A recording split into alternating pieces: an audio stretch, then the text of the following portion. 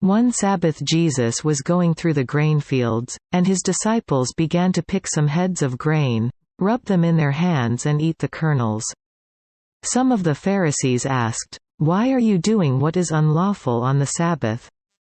Jesus answered them, "Have you never read what David did when he and his companions were hungry? He entered the house of God, and taking the consecrated bread, he ate what is lawful only for priests to eat.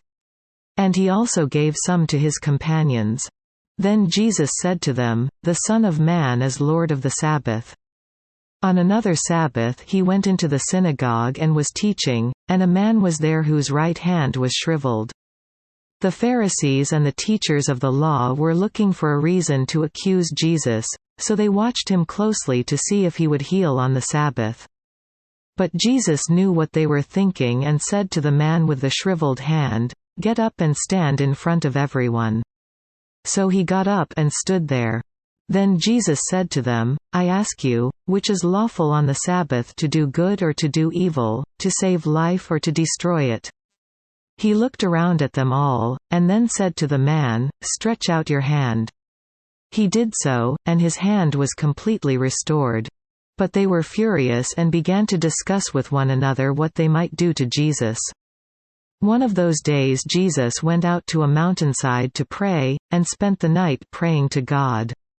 When morning came, he called his disciples to him and chose 12 of them, whom he also designated apostles. Simon, whom he named Peter, his brother Andrew, James, John, Philip, Bartholomew, Matthew, Thomas, James son of Alphaeus, Simon who was called the Zealot, Judas son of James, and Judas Iscariot, who became a traitor. He went down with them and stood on a level place. A large crowd of his disciples was there, and a great number of people from all over Judea, from Jerusalem, and from the coast of Tyre and Sidon, who had come to hear him and to be healed of their diseases. Those troubled by evil spirits were cured. And the people all tried to touch him, because power was coming from him and healing them all. Looking at his disciples, he said, "Blessed are you who are poor, for yours is the kingdom of God. Blessed are you who hunger now, for you will be satisfied. Blessed are you who weep now, for you will laugh. Blessed are you when men hate you, when they exclude you and insult you and reject your name as evil, because of the Son of Man. Rejoice in that day and leap for joy, because great is your reward in heaven. For that is how their fathers treated the prophets. But woe to you who are rich, for you have already received your comfort. Woe to you who are well fed now, for you will go hungry. Woe to you who laugh now, for you will mourn and weep. Woe to you when all men speak well of you, for that is how their fathers treated the false prophets. But I tell you who hear me, love your enemies, do good to those who hate you. Bless those who curse you, pray for those who mistreat you. If someone strikes you on one cheek, turn to him the other also. If someone takes your cloak, do not stop him from taking your tunic. Give to everyone who asks you, and if anyone takes what belongs to you, do not demand it back. Do to others as you would have them do to you. If you love those who love you, what credit is that to you? Even sinners love those who love them. And if you do good to those who are good to you, what credit is that to you? Even sinners do that. And if you lend to those from whom you expect repayment, what credit is that to you? Even sinners lend to sinners, expecting to be repaid in full. But love your enemies, do good to them, and lend to them without expecting to get anything back.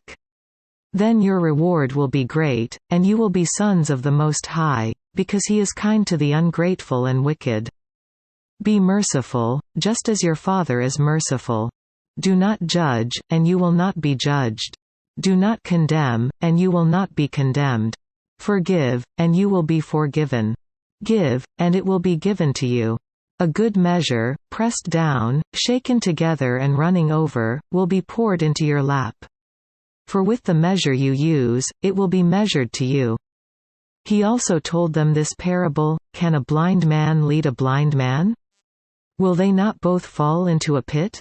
A student is not above his teacher, but everyone who is fully trained will be like his teacher. Why do you look at the speck of sawdust in your brother's eye and pay no attention to the plank in your own eye? How can you say to your brother, "Brother, let me take the speck out of your eye," when you yourself fail to see the plank in your own eye? You hypocrite, first take the plank out of your eye, and then you will see clearly to remove the speck from your brother's eye. No good tree bears bad fruit, nor does a bad tree bear good fruit. Each tree is recognized by its own fruit. People do not pick figs from thorn bushes, or grapes from briars. The good man brings good things out of the good stored up in his heart, and the evil man brings evil things out of the evil stored up in his heart. For out of the overflow of his heart his mouth speaks. Why do you call me, Lord, Lord, and do not do what I say? I will show you what he is like who comes to me and hears my words and puts them into practice. He is like a man building a house, who dug down deep and laid the foundation on rock. When a flood came, the torrent struck that house but could not shake it, because it was well built. But the one who hears my words and does not put them into practice is like a man who built a house on the ground without a foundation. The moment the torrent struck that house, it collapsed and its destruction was complete.